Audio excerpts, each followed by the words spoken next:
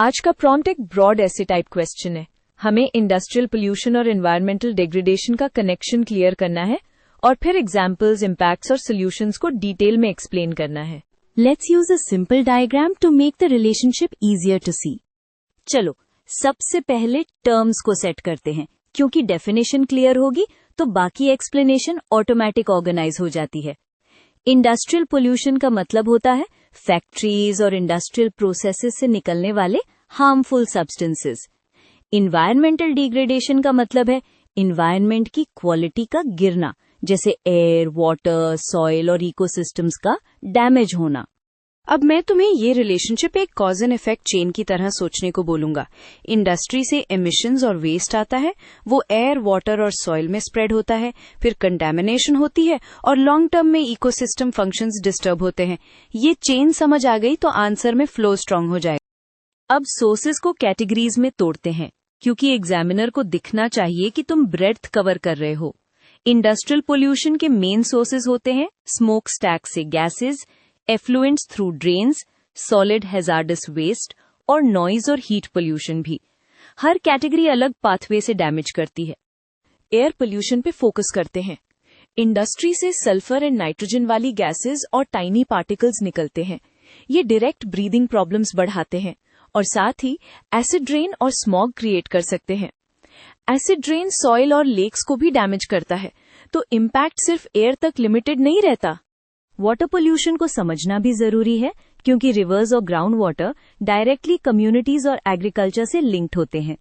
Industrial affluence में toxic chemicals हो सकते हैं। जब ये रिवर्स में जाते हैं, ऑक्सीजन लेवल गिर सकता है, फिश किल हो सकता है और फूड चेन कंटेमिनेशन स्टार्ट हो जाती है। यहीं से लॉन्ग टर्म डिग्रेडेशन और हेल्थ रिस्क्स दोनों बिल्ड होते हैं। सॉइल पोल्यूशन को लोग कभी कभी इग्नोर कर देते हैं, बट सॉइल एक फाउंडेशन सिस्टम है। फार्मिंग, ग्राउंड वाटर रिचार्ज और बायोडाइवर्सिटी सब यूएस पर डिपेंड करते हैं। हेवी मेटल्स और पर्सिस्टेंट केमिकल्स सॉइल में अक्यूमुलेट होते हैं, फिर क्रॉप्स के थ्रू ह्यूमंस और एनिमल्स तक पहुंच सकते हैं और सॉइल फर्टिलिटी लॉन्ग टर्म में डाउन हो जाती है। अब इकोलॉजिकल एंगल। एनवायरमेंटल डिग्रेडेशन का मतलब सिर्फ पोल्यूशन नंबर्स नहीं है, बल्कि इकोसिस्टम्स के फंक्शंस का ब्रेकडाउन होता है। जब हैबिटेट्स कंटैमिनेट होते हैं, स्पीशीज डिक्लाइन करती हैं, बायोडाइवर्सिटी रिड्यूस होती है और इकोसिस्टम सर्विसेज जैसे clean water, pollination, climate regulation weak हो जाते हैं। ये पॉइंट आंसर को मैच्योर बनाता है। हेल्थ और सोसाइटी का लिंक जरूर ऐड करना। इंडस्ट्रियल एरियाज में asthma, skin issues, waterborne problems और कभी-कभी लॉन्ग टर्म क्रॉनिक रिस्क्स बढ़ सकते हैं।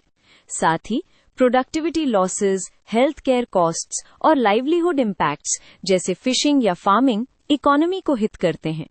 इससे तुम्हारा आंसर सिर्फ साइंस नहीं, सोशियो इकोनॉमिक पर्सपेक्टिव भी कवर करेगा।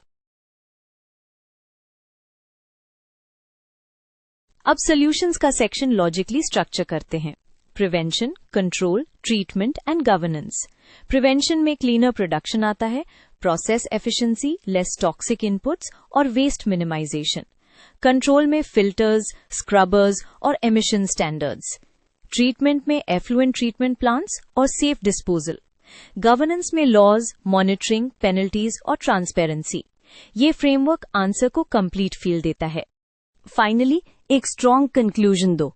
इंडस्ट्री इंपॉर्टेंट है, बट सस्टेनेबल इंडस्ट्री का मतलब एनवायरनमेंट को कॉस्ट पर ग्रोथ नहीं।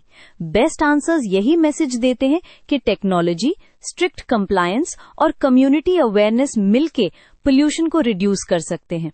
एंडिंग में ये भी बोल सकते हो कि लॉन्ग टर्म डेवलपमेंट तभी पॉसिबल है जब एनवायरमेंटल सिस्टम्स हेल्दी रहें।